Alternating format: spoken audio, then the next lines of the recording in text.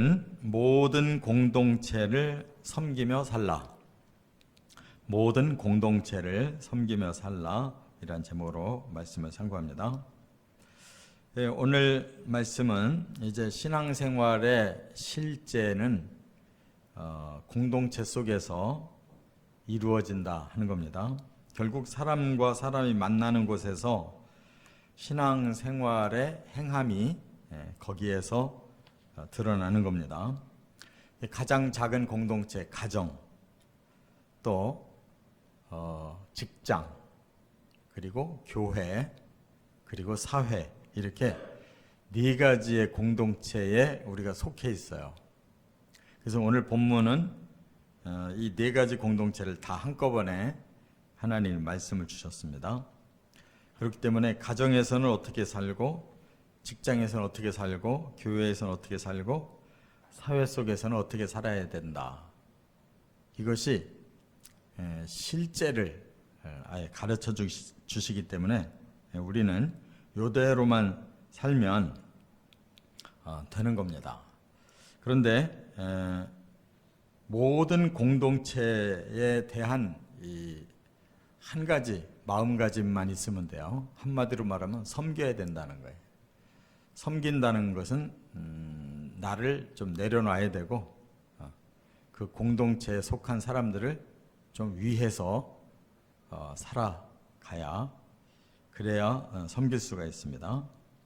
이 네 가지 원리를 상고합니다. 첫째, 3장 18절부터 21절까지는 가정 공동체를 말씀했는데, 가정 공동체는 이제 부부가 있고 또 부모와 자식이 있죠. 이 관계성을 어떻게 해야 되느냐 이렇게 말씀했는데, 부부 간에는 질서와 희생정신이 있어야 된다 그랬어요. 질서는 뭐냐? 남편과 아내 간의 질서가 필요한데 아내는 남편에게 복종하라 이렇게 말씀했어요. 이 복종이라는 말이 굉장히 사람들이 싫어하는 말입니다. 이 순종과 복종은 좀 달라요. 순종은 히파쿠오라고 그래가지고 뭐뭐 아래에서 듣는다. 그러니까 자기가 동의하에 상대방 앞에 좀 겸손하게 그의 말을 청종한다. 그런 뜻이 있는가 하면, 이 복종이라는 말은 휘포타소, 그냥 무조건 아무개 아래 나를 둔다. 무조건 밑에 있는 거예요. 그러면 내가 동의하지 않아도 상대방의 뜻을 무조건 따라야 되는 거예요. 그래서 복종이라는 말을 사람들은 싫어합니다. 그러면 왜 남편과 아내 동등하게 하나님이 창조하시고 또 자녀 생산을 위해서 성만 서로 다르게 주셨고, 하나님의 형상이며 인격이며 모든 능력이 다 똑같은데 왜 이렇게 복종하라고 했을까? 똑같기 때문에 복종이 필요한 거예요. 왜냐하면 항상 순서가 있어야 되니까. 그래서 힘든 겁니다. 아예 처음부터 차별이 있으면 뭐 말할 필요가 없이 복종이라는 말을 안 써도 저절로 순서가 정해져요. 근데 똑같은 입장인데 둘이 한꺼번에 모든 걸 할 수 없어요. 거기에는 순서가 있기 때문에 복종이라는 말을 썼다, 그 말이에요. 이 말은 뭐냐면 질서를 지킨다는 뜻이에요. 질서를 지킨다. 그리고 반대로 남편은 아내를 사랑하라 그랬어요. 이 사랑이라는 단어를 여기서 에로스라고 썼어야 맞는데 에로스라고 안 썼어요. 아가페로 썼어요.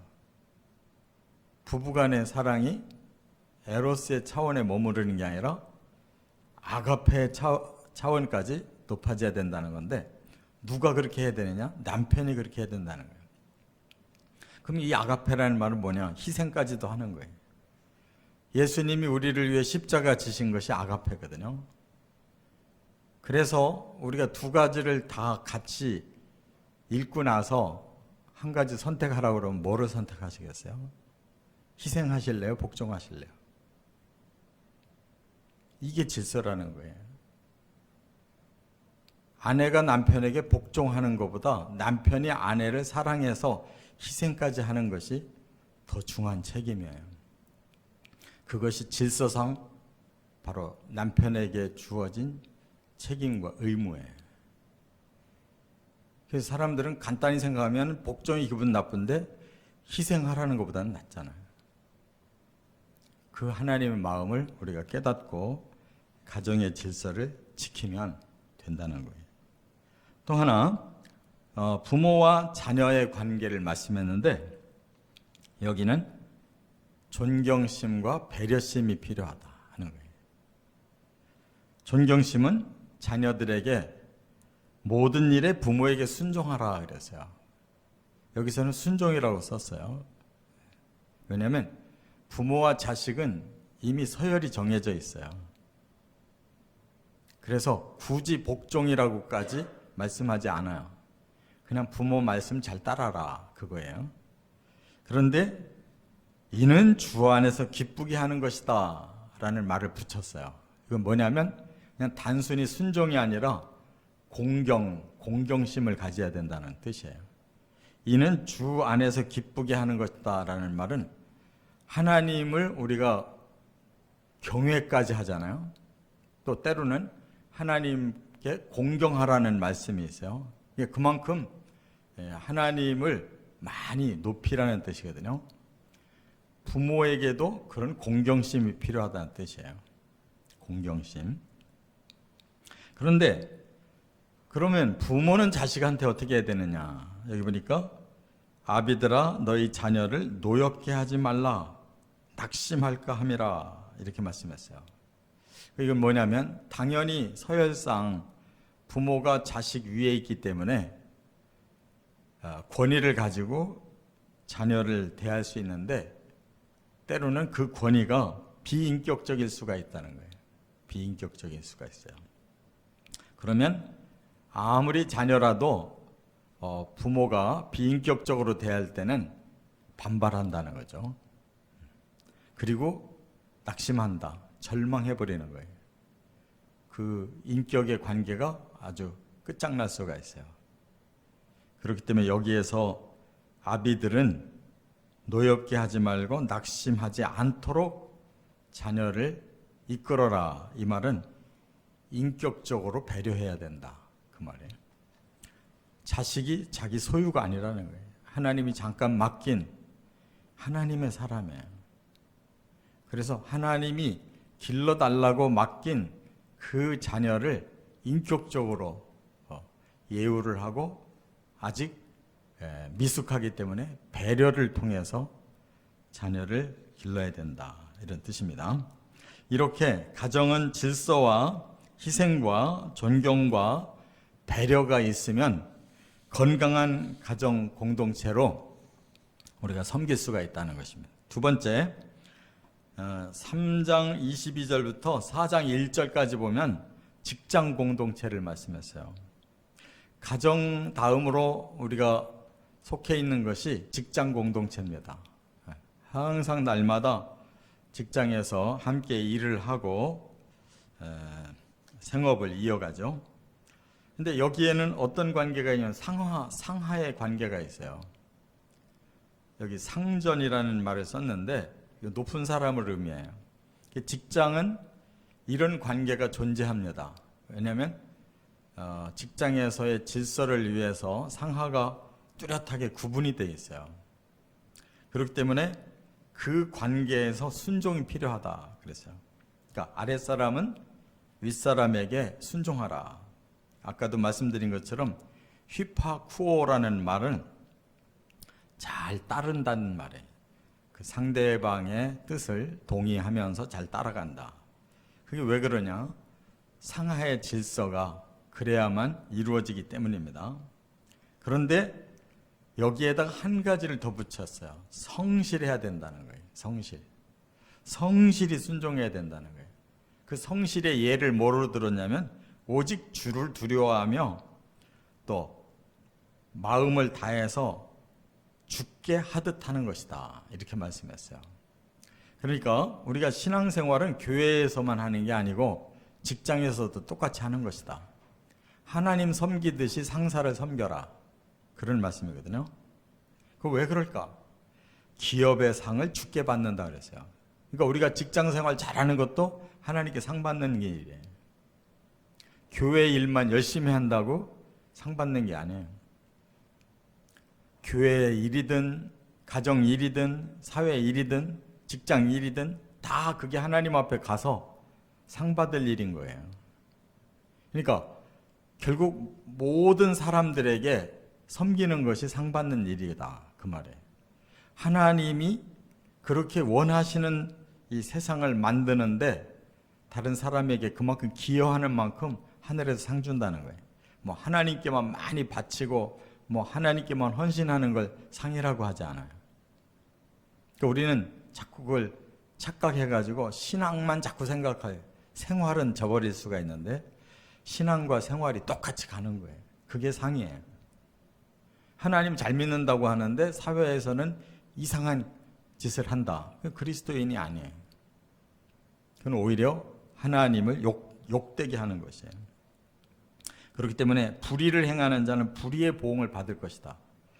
그러니까 직장생활 엉터리로 해서 그 직장에 손해를 끼친다든지 다른 사람에게 손해 끼치면 그 불의에 대해서 하나님 보응하겠대요. 이걸 교회에서 쓴 게 아니에요. 직장생활에서 쓴 말씀이에요. 그만큼 우리는 모든 사람에게 섬기는 자세를 가지고 해야 하나님 나라에 가서도 거기에 대해서 하나님 칭찬이 있다는 겁니다. 또 상전들은 어떻게 해야 되느냐? 의와 공평으로 아랫사람에게 행하라. 높다고 해서 무조건 자기의 그 힘으로 아랫사람을 다루면 안 된다. 의롭게 공평하게. 그러니까 누구에게든지 다 공평하고 의로운 그러한 지도력이 필요하다. 이렇게 말씀했어요.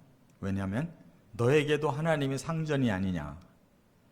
그러니까 우리는 위로 하나님을 모시고 또 아래로 직장 생활을 하듯이 우리 위에 하나님을 모실 때 우리가 최선을 다하듯 그렇게 아랫사람에게도 최선을 다해 의를 행해야 그게 상전의 도리다.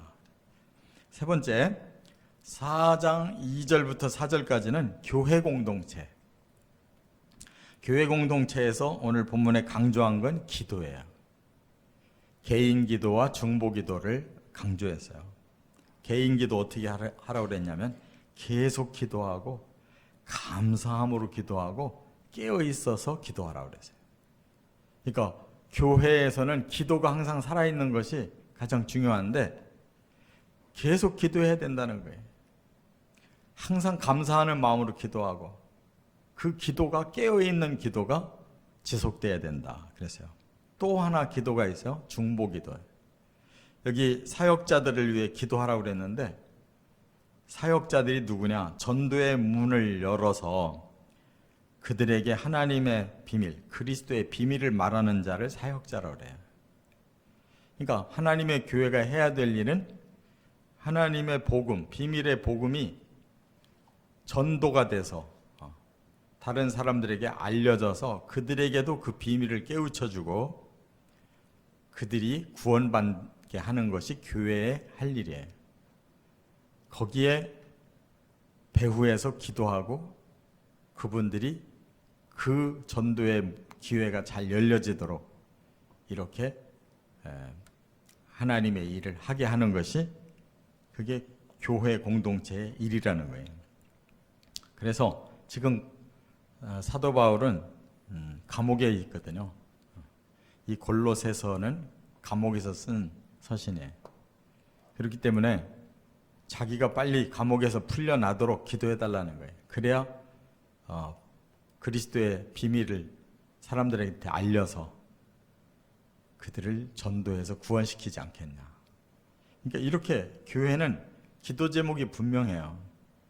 우리 개인들도 감사가 넘치며 신앙생활이 깨어있도록 기도해야 되지만 또 사역하는 사람들을 위해서 배후에서 항상 중보기도가 필요하다.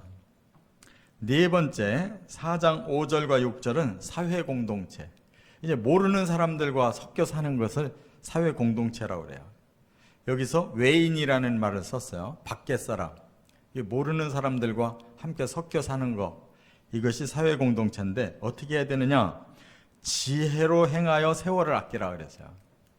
그러니까 지혜로 행하여라는 말은 이 모르는 사람들 속에서 살 때 지혜가 필요하다는 거예요. 왜? 그들과 부딪히지 않으면서 그들에게 유익을 줄 수 있는 것이 필요하다. 세월을 아끼라는 말은 기회를 선용해야 된다는 거예요.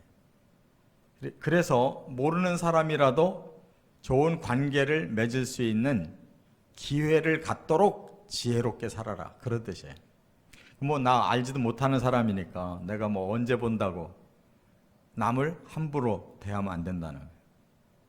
왜냐하면 우리가 그리스도인이기 때문에 그들과 어떤 기회를 만드는 그런 마음가짐으로 살아야 된다는 거예요. 그것이 바로 이제 세상의 사람들을 위해서 섬기는 마음이에요. 그래서 말을 항상 은혜 가운데서 소금으로 맛을 내라 그랬어요. 그러니까 말이 제일 중요한 거예요. 모르는 사람들 속에서 살면서 그들에게 지혜롭게 또 좋은 기회를 만들 수 있는 것이 말부터 시작되는 거예요. 그래서 은혜로운 말을 하고 소금으로 맛을 내듯이 그 사람들에게 유익이 되는 말을 해라. 예수님도 그렇게 말씀했죠. 너희는 세상의 빛과 소금이다. 사람들이 다 빛이 필요하고 다 소금과 같이 맛내주기를 필요로 하잖아요. 그렇게 살으면 너희 착한 행실을 보고 하나님께 영광 돌리지 않겠냐. 이것이 사회 공동체에 우리가 섬기는 방법이라는 거예요. 그리하면 각 사람에게 마땅히 대답할 것을 알리라 그랬는데 성령께서 우리의 마음에 지혜를 주셔서 적절한 대답을 할 수 있게 하신다. 그런 뜻이에요. 그러니까 우리 혼자 내 머리로 사는 게 아니고 하나님 주신 지혜를 가지고 기회를 선용하고 항상 은혜롭게 다른 사람에게 유익을 주는 이러한 삶을 살면 성령도 우리가 필요한 대답을 할 수 있도록 도와주신다. 그런 말입니다. 이처럼 신앙과 생활이 지금 다 같이 붙어 있어요. 가정에서도, 직장에서도, 교회에서도, 또 사회에서도 다 신앙, 우리가 하나님을 경외하는 일과 또 생활, 사람들과의 관계가 이게 다 같이 엮여 있다는 거예요. 그래서 우리 교회가 사회에서 굉장히 비난을 받는다. 뭔가 교회에 비리가 있다고 생각하고 교회가 신뢰를 받지 못한다. 이거는 생활이 잘못된 거예요. 열심히 믿긴 하는데 그 믿음대로 생활을 잘못해가지고 사람들이 실망하고 오히려 비난하는 것이죠. 그래서 적어도 섬기는 마음을 가지면 내가 가정을 잘되게 섬기겠다. 내가 다니는 직장을 잘되게 섬기겠다. 내가 속해 있는 이 사회의 사람들을 위해서 내가 섬기겠다. 교회는 말할 필요도 없고 그냥 섬기려고 하면 되는 거예요. 나를 그만큼 내려놓고 그 대상자들을 위해서 섬기겠다라는 정신을 가지고 살면 되는 것이다. 이런 신앙생활의 승리를 거두시기를 주의 이름으로 축원합니다.